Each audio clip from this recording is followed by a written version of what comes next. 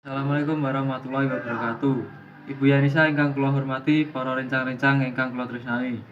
Minangka purwakane ngatur, monggo kita sedaya aturaken puji syukur dumateng Gusti ingkang Maha Kuwasa dene kita sedaya sampun pinaringan kanugrahan kasehatan jasmani lan rohani.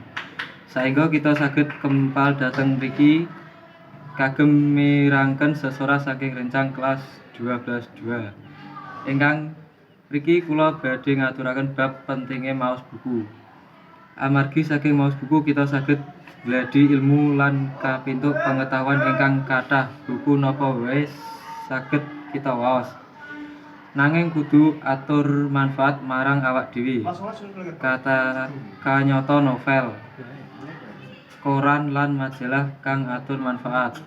Maos buku ora mung bisa nglatih basa kang awak dhewe duweni nanging bisa nggarai awak dhewe marem. Ibu Yanisa lan rencang-rencang sedaya tiyang ingkang sregep maos buku kedahipun saged atur manfaat marang tiyang sanes.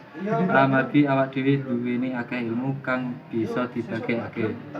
Mekanten ingkang saged kula aturaken mbuh bilih wonten kalepatan lan kekurangan anggen kula matur, kula nyuwun pangapura. Wassalamualaikum warahmatullahi wabarakatuh.